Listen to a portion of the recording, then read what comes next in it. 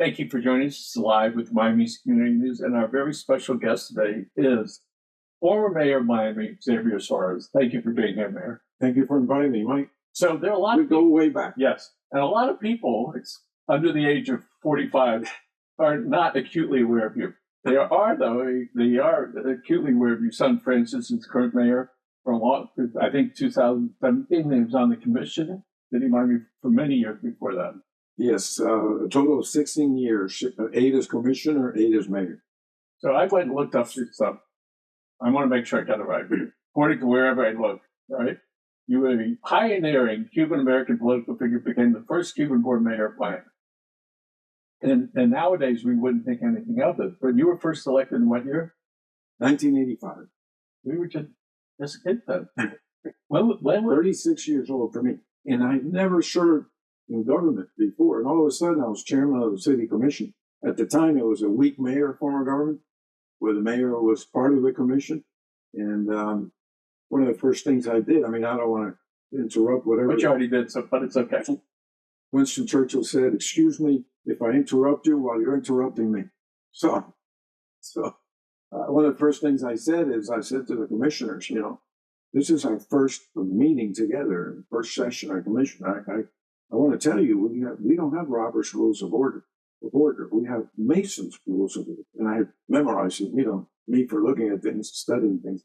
And I said, one of the things it says is that every time I recognize one of the members of the board, commission, you're supposed to stand up. But I'm going to waive that rule. So let's go over. So you got a degree in engineering from Villanova. That's a big deal. You're pretty bright. Summa cum laude. All right. Wow. And I understand it went on to your children as well. Good thing for them. I do have a daughter who's summa cum laude from Vanderbilt in biomedical engineering. You were one of 14 children. Is that right? Yeah, 9 of 14. That's amazing. And you managed to like eke out of that and get on your own. Then you got your became an attorney from Harvard. Wait a minute, and you had your master of public policy. That's amazing that you would do that. I got to tell you a story about the master. I'm there at Harvard Law School, struggling to deal with a whole new way of thinking. Lawyers have a totally different way of thinking. And somebody said, I was telling somebody, I never studied economics. And this fellow's name was Tom Schubert. Brilliant guy. One of these guys with 800 and SATs. And he says, I'm thinking of applying for a master's in public policy right here at Harvard. And they don't accept too many people from the law school, but, maybe you want to do it. I said, let's do it. Well, why should I do this? By the way, he says, most of it is economics, statistics, decision analysis, game theory, all the new sciences that were being put together. And I said, but I don't have any economics in my background. With that. So we get there. First day, the professor says, it may have been Richard Newstead, famous for his books on the presidency, and one of the founders of the Kennedy School. And he said, the instructor, or the director of the program said, all of you who are here, except for 2, have either a bachelor's or a master's in economics. A couple of you have PhDs in economics. And you over there, whatever your name. Yeah, and he said, there's 2 of you that don't. You're one of the 2. Yeah, I don't want to use the word that comes to mind by way of economics. So see me after class. And so Tom and I rush up there, and he says, here's your reading list. You have 6 weeks to read. I forget if it's 15 or 20 books on economics. This is the equivalent of a bachelor's. And if you get behind and you don't think you can finish the 15 books, we'll assign a tutor to you. Neither one of us ended up getting a tutor. That's because your parents said they were smart and they figured out to do it. So you were done. So you were first elected in 1985, and then you were reelected in 87. And one other time? 89. By that time, the voters had approved a 4-year term for mayor. And so it was till 93. So in your resume, wherever we got this from, you were known as the pothole mayor. Young people may not know what that means, but why don't you share with us? I'll share a story when Pat May, who used to write for the Herald, probably don't remember that, he used to call me the pothole mayor all the time. One day I called him, I said, listen, Pat, I know that kind of means like a micromanager, which is fine. I accept that. But there are no potholes in the city, so either I'm doing an incredible job. I took care of I knew you were going to call me that. Well, that came later. He said, I'm either doing an incredible job or I don't have anything to do at all because there's no potholes. He said, what do you mean there's no potholes, Bennett? And I go, there's no potholes in the city right now. He says, you want to make a bet on that? And I go, yeah. He says, okay, 6-pack of beer. So I call the city manager. Hurry, Caesar, go out there. I don't want to lose this bet. And we filled our potholes were left. Yeah, I'm definitely a micromanager. I knew more about the budget than any of the budget people. I knew more about the transportation and all the other models that are used in local government. Environment, land use, resilience, any of those. So now let's get on to... And I'm only bragging because I'm reading. That's okay. I'm not going to read it. So you were married for how many years? 8 years. So here you are, 15 years on the other side of that. I know you're over the age of 65 because I saw them. I am definitely this morning. Yeah, all right. I wish more people would read the Herald, by the way. I do, because they really, when they do hard news stories, it's really good. And we certainly missed the days when they were like bulk time. And I know we used to sit around and talk about these stories.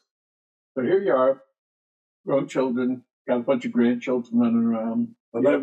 11. You have 4 children and 11 grandchildren. And your wife still keeps you. Very. Why are you running for mayor again? Well, I think I'm the best choice of the people that have announced. And there's one in particular that I think we have to make sure he doesn't get elected. I think you know what I'm talking about. But the main issue right now with what Francis has accomplished in the sense of the incredible momentum that the city has in terms of its financial growth, the tax base has grown by 140% in the last 9 years. Okay. But the cost of living, a lot of that trickles down in terms of jobs for people. Unemployment rate is 1.8%. I have clients that can't stay open 5 days a week or 6 days a week because they can't find the employees. But the bad side of that does not trickle down is the cost of living. And in fact, it increases because there's more demand for your house. So one of the things I said, and really the main item right now, I have other items on my agenda. The main item is to increase the homestead exemption to what is the median value of a home in Miami-Dade. Keep in mind that the $25,000 that we all get was the median value of a home, maybe even the average value of a home in Florida, 1979. Okay, so if we do that, which the median value in Dade County right now, Miami-Dade, is estimated at $575. Look at your tax bill, and it not what you think your house is worth, but whatever is appraised at by the county. If it's less than $575,000, you wouldn't be paying a penny. Okay, so why does the mayor of Miami have to push that? Here's why. I just had coffee with a state legislator from my district. Her name is Vicky Logan. And I discussed this also with the speaker, Danny Bears. To be able to do this, you have to show that the opposition that you're going to get from the cities and the counties that say, I can't function without all these, small property. They are saying that. Yeah, of course. Okay. And any tax reform of this sort that's done, I think the governor says that he wants to eliminate property taxes altogether. It makes no sense. You have to keep property taxes on office buildings, industrial, and non-homestead residential that is not a small home or a condo. In other words, next to my house, my apartment, which mine was purchased at $199,000. I bought it for $199,000.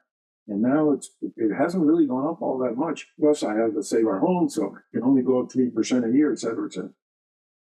I pay about $4,000 a year in tax because it just hasn't gone up very much. Next to me is a building. You can look it up. It's called UNA Residence on Brick, right on 25th Road. The 2 top units sold for $15 million each. A person that, if you increase the homestead exemption for someone whose property is worth $50 million, it makes no difference to them. They'll be paying $300,000. And the city has, I think the last time I looked, or I read about it, 180 or 140 some cranes. There's no city like that. So all that new construction goes right into the tax base of the city and the county. You know, there's a mathematical rule for you all that love math. Okay? It's called the rule of 72. If you have any fund or any loan or any amount that is increasing by the same interest rate or the same growth rate for 8 or 10 years, you divide that number, whatever it may be, into 72, and you get how long it takes to double. In the case of the city of Miami, it's about 7 years because it's been increasing at 10%, the tax base. And as my son said the other day, it's 140% for 9 years, but you haven't reduced the millage rate by a similar. So if people are paying in the bedroom communities, you know, and this of course applies to the area that we're in here. There are houses here in South Miami that were bought for $80,000 or $90,000 that people would pay you $800,000 or $900,000 at. 100 feet from there. Yeah. Like that. Right down their building. Wasn't too many years ago they were in that price range. They're tearing down the 800,000. They're paying 800,000, tearing it down, putting up $2 and $3 and $4 million. Let's get fun. And if you bought 8 or 10 or 15 or 20 years ago, and now it's worth 10 times more, why do you have to pay 10 times the amount of taxes? That doesn't make any sense. Just because people want to live where you live and you were lucky to buy at the right time. So we love the city of Miami, and it's growing. My son lives downtown, and I go there and I'm like amazed. Sorry. Can you give me his phone number after? Just kidding. And from his apartment, you can see the arena and the art center and the boats and the nights. It's like you're on the LSD at the youth fair. Not that we know about that, right? But it's like a phenomenal thing. And I see people walking around like never before. A friend of mine called me and said, I saw your son in his office the other day. And I said, which office is that? He names the street. He walks around with his headphone talking as he's going for his walk. And there are literally hundreds, if not thousands of people that are visiting or shopping. I stopped there, some people that had their suitcases. Did you come up to good time? No, we're here shopping. We put the stuff we buy into the suitcase. So lots of neat things happening. And the advantage for us with all these rich people that come and play, right, is they bring their money. And then also the cost of housing for them in relationship to where they were paying before is substantially less. For us, it's really high. So those prices are going up if you're flipping places or you're in the real estate business. It's different. But what do you see as the number one challenges facing people in the city of Miami? They can't stay in the bedroom communities of Miami paying those kind of rents. So talking about Flagami, Coraway, Midtown. The best example, I gave the example of South Miami because it's close to here, but the best example is the Rhodes area of Miami. So that's got to be number one. Number two, you have to figure out a way to give a little bit more police protection. I was talking to State Representative Vicky Lopez, who lives in Britain, and she said, you don't seldom see a police officer on a walking route. And that's something that I very much want to do. The idea of unifying the city. Remember, I was elected in 1985. In 1989, we had a major civil disturbance when a motorcycle driver was killed by a police officer. Lozano. It's known, interestingly, by the name of the person who did the shooting as opposed to the people who died. But and there's a documentary being made of this. It's called Miami 1989. And they say, and I think they're right, that it's going to be in the Miami Film Festival. They interviewed me for about 5 hours. I said a few things that I had not revealed before with my role in 1989 in Overtown. I understand you walk the streets there. I think they have a video of me standing on top of a car talking to the people. So it was an inflection point. And we didn't just say, hey, we did a great job of making sure no one got killed, no stores were burnt. I think we had minor damage, property damage.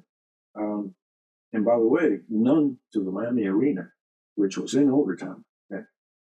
And so they say it's an inflection point. It was a moment where all of a sudden Miami seemed to come of age in a good way.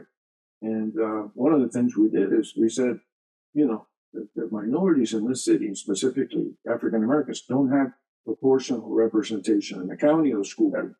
We sued the county. We sued the school board. Carrie Meek was the first plaintiff. Carrie Meek was the first plaintiff in the lawsuit against the county. Maurice Ferre was in that, my predecessor, et cetera, et cetera. Some state legislators also were in that lawsuit. And then we sued the school board. In this case, I was the first plaintiff. And we created single-member districts. A lot of people think single-member districts are not good. They are very good. You don't necessarily elect the person that, if you live on the other side of the county, you have different priorities in your life, you necessarily like that person. But in your district, they love them because everybody, it's a principle in political philosophy called the principle of subsidiarity. It's a hard word to say, but you want government as close to the people affected by the decision of that. So bringing unity to the city, a little bit of unity to commission meetings, and we've had problems in the city lately. That's solved automatically. How many commissions are there? There are 5. And now cities, how many people? 500,000. One for every 100,000 is very low. And that's why I also support, in a meeting with the Stronger Miami leaders, community leaders, that are pushing to expand the commission to 7 or 9. When I was little, I remember my father saying, people want local. People moved to Little Dana, Little Haiti, Doral, Sweetwater, got money moving to the East Gables. And so we were proponents of the community council, a local chamber of commerce. We were certainly part of the many people that helped create the 8 or 9 new cities, local. And so we get that. And a lot of that was voluntary organizations. And so what you just mentioned, 3 out of the 4 that you mentioned. That goes back to the greatest political philosopher in American history, Alexis de Tocqueville, Democracy in America. If you have he's still smart. Right? Okay. So, right. And then if you want to read my books, I did Democracy in America 2010, then 2020, and 2040. I want to remind people, when you were on the Miami-Dade County Commission, you're up there one time sitting in the audience, you go like this. Like, come on over. And I'm thinking, boy, this is going to be good. He's going to, whatever it is, I'm going to learn a lot. Maybe it's about the item that I have. No, you took out a book and you started showing, read this, Michael. Yeah, I remember that. You don't remember the book? No. But I'm sure if you mentioned it will pop in. So years ago, my son, if I remember right, the city bought a billboard out in California and made some reference to Miami. I forget exactly what it was, but it sort of triggered us and looped us right up there in the conversation about major cities. And that tweet that he did in the wee hours of the night, I think 1:30 a.m. or 2 a.m., I said, how can I help? Oh, that, yes. And it was directed at the folks in, the high-tech folks in California, the Silicon Valley, because they were having a hard time in California and they were all upset and whatever.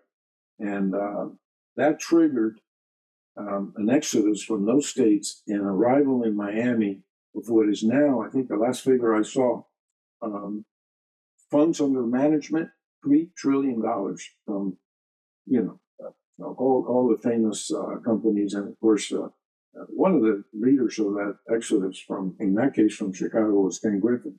Ken Griffin has already donated enormous amounts of money. He just several $100 million. Yeah. I think 50 million brings Miami to that's the biggest donation to the University of Miami ever. And it makes significant difference to the lives of all of us down there. You may not need it today, but it's some family member. And the high-tech companies pay pretty well. We're not talking about just the usual service economy, but we have to keep in mind that we're always going to have 20% of the workforce that's not making a lot of money, because that's just the hotel industry, the leisure industry. So we have to figure out a way for those people not to have to pay too much for transportation, which is another thing. The city of Miami has free products. You know who kept that free? Francis. Okay. They were discussing the trolleys in the city, and he said he wanted to postpone the final vote until they could discuss the fares. And I texted him. I learned to use my text at the time. Congratulations. And I said, it took a while. And I said, how much do you plan to propose for the fares? And he wrote me 4 letters, ZERO. And that told me that he understood transportation. Public transportation is a public good. Instead of charging for highways that we built 30, 40 years ago, the tolls, which are not needed to maintain those highways. Those highways don't need very much by way of maintenance. We should make public transportation, including mass transit from the county, for free, at least for commuters. We do it for the elderly, do it for the students. The ones that we need to do it for, the people that need that transportation. So, and that's going to require a lot of, push and pull. A month or two ago, Damien Pardo, friend of us and friend of the newspaper, he and some of his buddies decided, let's change the election date by pushing it forward a year. And that would have been, instead of November 25, would be November 26. And he was sure that they were going to get it. A week or so ago, one of the courts said, you can't do it unconstitutional. We understand they appealed it. And so the appeal just came down a few hours ago. What's the essence of the result of it? You heard it here first. Yes, it just came down. And I want to thank my good friend Shepard Neville. You guys remember his dad? He's doing Wolfies on the beach. Yes. Former assistant county. That's where the first 15 pounds came from.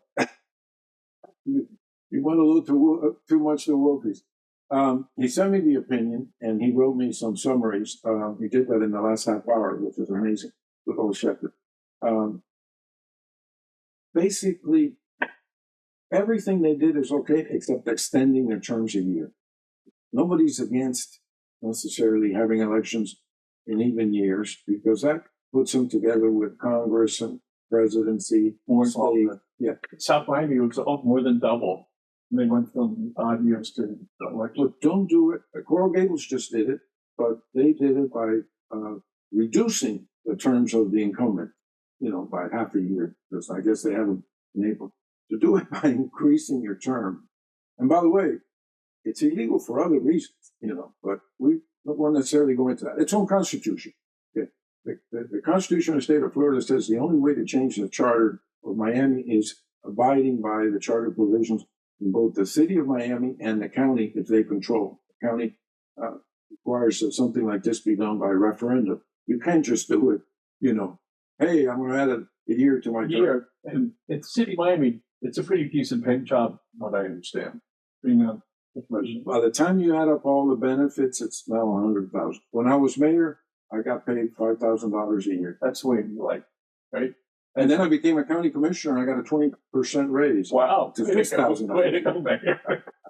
And the people of Dade County repeatedly over decades voted against any increase for the county commissioners. Because we thought, if you're up there, right, you don't need the money. It was really torturous when we think about that. So let's talk about a couple of things. What, if you become mayor, what could you and your team try to enact to help small business? Because small businesses, that's what drives us this county. Well, I didn't get into it before because I don't want to step on too many toes, but I just paid my occupational license fee for the city, a similar one for the county, and a special permit for the city. None of those three involve any monitoring by government, any, I paid $264 to the floor of the barn.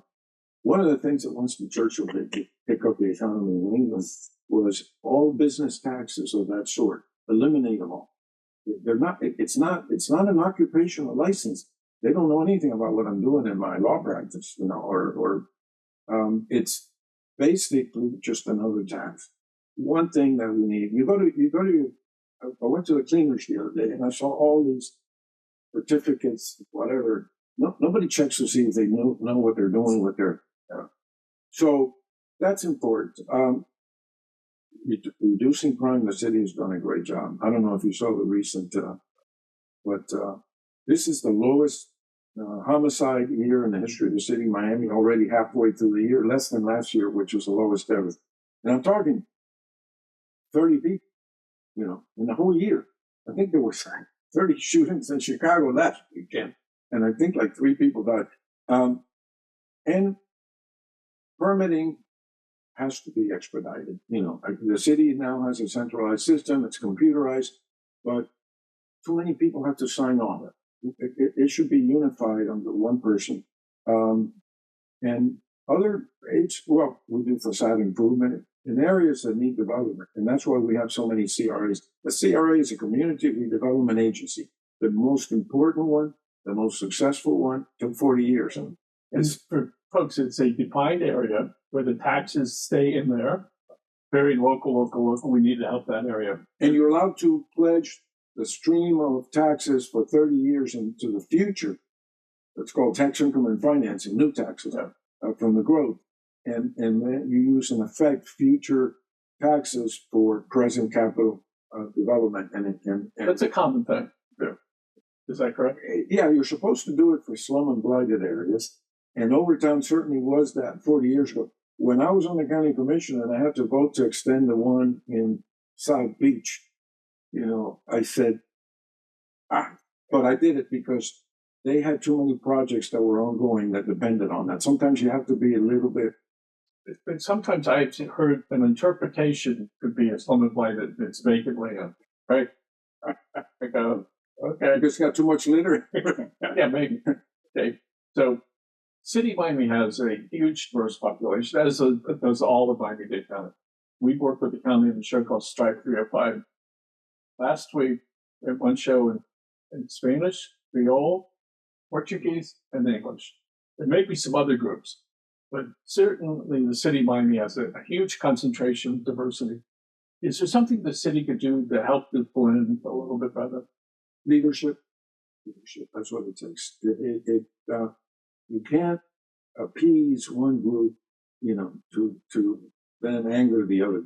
You can't constantly be referring to the ethnicity of people or choosing people without paying some attention. At the high levels, the ones that can get to a point, if you're mayor, people tend to appoint those that look like that. And you've got to avoid that. You've got to try to spend time. David Lawrence used to say, think of the last time you had somebody for dinner from a different ethnic group. I'm glad I was just thinking about it. Because with the children, I saw him yesterday. Right? This is what I understand in the early 80s, mid-80s, they were trying to get this fund, money coming directly from the county into there. So they said, we're going to help the poor black kids. They got a very small fund. Then they figured it out. We need to help the kids. And when they did that, it was 86% that they got. So one of the things that Brandon and I made a decision here a couple of years ago is we needed to move Black Miami there. It was hard. Why? Because we default to people and things that we know and people that look like me. So we went, it was a struggle at the beginning. Now we enjoy the diversity that we have here. So one of the things we'd certainly like to see is that when the city does more things in diversity is to have a marketing program that shows, listen, you can be somebody from wherever it is in the world and you can be successful because here's the model. And the Children's Trust does that. I served on it for a couple of years, and they really they don't always acknowledge it, but there's really no waiting list. They can't say that. There's a federal regulation saying you have to have waiting, but 20,000 kids, I think, are getting pre-K education because of the Children's Trust. And another example, which I did with the Children's Trust, actually, the county had no summer jobs program. They used to have it, but they didn't have it when I was on the county commission. And I said, let's dig up money here and there. I got money from the county, money from the school board to actually implement it. And when we put together the pot of money, it was enough for 2,700 jobs, or approximately 2,600. And so the county officials came to me and said, we're dividing this into 13 county commission seats. Okay. And we're not doing it on the basis of need. Like you just said, we're covering everybody. And they said, from your district, which is a fairly wealthy district that included Coconut Grove, South Miami, Coral Gables, etc., Brickell, they said, we didn't have enough applicants, Mr. Commissioner. We feel bad that you're not getting your fair share. And I said, oh, I'm getting my fair share because they're coming from other areas that are more needy. But by pure geography, not.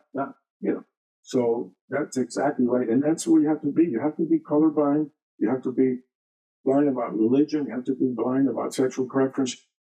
Bring everybody together and treat everybody the same. And that's the way I try to do it. My father was on radio and TV in the 60s, and they had a show in WBR called The Gospel Hour. And when I was very young, he took me to the marches there in Washington, on Washington, St. Augustine or Jacksonville. And I remember being on the sidewalk with all these other white people. I actually walked down the street. How come? What did these black people ever do to these white people to make them so angry? And so what you realize, so here it is many years later, and there's still shadows of that. Because the way somebody looks, or their gender, or their religion. And so I hope that during our lifetime it gets reduced. So here we are, 2025. You know, Steve Clark, by the way, what? To his credit, Steve Clark always said that he doesn't recognize color. All people believe blue or red, rather. So here it is, 2025. Maybe in November. It's coming up in a few months, which is really sort of the election, isn't it? 3 months, right? 93 right days. around the corner. Yeah. Right. So there's at least 3 or 4 other people that are running: Emilio Gonzalez, Christian, you. I know that. Oh, Eileen Higgins, Ken Russell, Eileen Higgins. He's a very green guy. I enjoy having conversations with him. That gets me on to the county. There's been a lot of stories in the hearing that the county's budget, they're a little bit over $400 million deficit. And people think it's a big number, but the budget's $12 billion. So it's half a billion, right? Compared to 12 plus, right? And I think one day we were talking about something, you said, Michael, not this, but it's a rounding error, right? It's a rounding. And so if it's 12.5 or 12.8 billion, so it's 500 million. People think that's a lot. And for us normal people, we think it's huge, but you've been involved with the county and with the city. I proposed to the chairman at the time, Joe Martinez, 2 straight years, cuts in the budget that were equivalent to 10%. Right. But the best figure is the one you just gave, about 5%, and brings me to a story. So Leah Coca writes an article, former head of Chrysler, etc., that says the federal budget deficit of $100 billion at the time, now it's trillion, can be resolved by something that the president apparently was willing to support, with Reagan at the time, which is a gas tax. And, he said that will produce about half of what's enough for the deficit, 5%. We need to get to 10%. And then the other 5%, he says, can come from cutting expenses that are not necessary. But Reagan calls him in, says, Lee, I liked your article, and I'm glad you agree with me about a gas tax. I'm a conservative, fiscal conservative and all that, but we pay little for gas in the United States. By the way, since then, we have every kind of gas tax imaginable. But at the time, it wasn't a significant one. He said, but you didn't say anything about the 5% of the cuts in expenses. Do you have a detail of that by any chance? And he goes, no, Mr. President, but given any budget, not going to reduce it 5%. So you're right. That's exactly right. And the county can do that very easily. The county had, last time I looked, at 4,283 managers. For a government that, for an enterprise, an agency that has no competition, no R&D to speak of, fixes prices, and if you don't pay the fee, they take away your home. Yeah. What kind of administration do you need for that? You're on the commission, this general conversation. Just so people understand, the administration, the mayor and its offices present to the commission the budget. Now that budget's coming up for approval. Everybody's going crazy. All right. We've seen each of the new departments that are state agencies now. Including the tax collectors. We are not a county agency. We're state mandated. The police department is now completely separate, $1 billion, for that. And then you have the tax property appraisals office. I just have to tell you that I went to once. I said, I voted for you. I'm going to tell you why I voted for you. First of all, I thought you were too old. But you know what? When I read in the Herald that the person who's running against you had the grating thing say about people that applied for reduction in their tax. The value adjustment tax. And Adjustment board, She's calling me that. There are thousands of people that do that. I said, that was the final reason that they voted. Because you never know what you're going to do. But whatever the veteran's reason was, it was enough to move. And I was going to vote for it. And I'm proud that I made a good decision. And the last thing I'd like to touch on, if you become mayor, is what can you do to help people that are on the spectrum, whether it's autism or Asperger's or other disorders? I have to tell you, of the 11 grandchildren, one has special needs. And talking about Shepherd Neville, he moved to Colorado because he has an autistic father. And we didn't have the services at the time. We didn't have the educational opportunities. And so he moved to a state that was a little bit ahead of Florida. We caught up a lot. And my granddaughter, who was severely special need, gets a lot of help. The parents can afford additional help for him. But, when I've seen her in the places where they have educational locations for her, it's pretty spectacular. A couple of years ago, I came to me and said, listen, my son is autistic. He graduated from such college. He graduated in video. Can I show you a video that he made?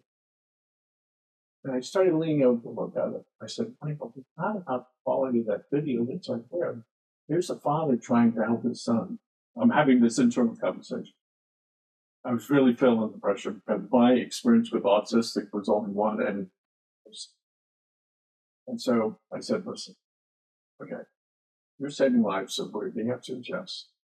It could be internship, 3 days, or hotel. At the end of the first day, we offered. In 2 months, you'll be here 3 weeks. Wow. It was so significant for us in this building that we have they're giving me the finger, right? That we have the environment here that he has really come alive and had a conversation like this with him. I said, I don't know what it is, but something's happened. And I have to throw in Anthony Shriver and Best Place. Yes. What an amazing organization. God bless him. And this young man, put on the LinkedIn, and I feel comfortable talking about it because it's very public. Just because we don't smile doesn't mean we're not happy. Just because we don't laugh doesn't mean that we don't think it's funny. We just process things. And to hear him, see him acknowledge that. We came in here the other day and we recorded 20 minutes, real conversation, a dialogue, no longer is socially shocking. And so what I'm asking business people to do is give somebody a chance, because you never know the kind of difference that you can make. Publix does a good job. I see a lot of their employees that do your bags, the grocery bags. And in one case, I remember I made friends with the one down in Brickell. Yeah. And I got the city to prepare a proclamation for him because he was just so special. He would see me and say, you are such and such. And great that you remember that. Nobody else in this place remembers. So if somebody wants to find more about you, they go online, they can find you somewhere, right? Yes. Elections coming up in a couple months. There's going to be absentee ballot. There's going to be early voting. The day of voting, that's the last day. Yes. So you can't wait until the last day. And my email is my name. Everybody knows my name. Okay. There's only they may not know you, but they know you. And then just add ESQ, because I'm a lawyer. ESQ for Esquire at AOL.com. You got me. Thank you very much, Mayor. Thank you. We're going to look right at the camera in the middle. Folks, thank you for joining us. Remember, give your family a hug today. Have a great day. Bye.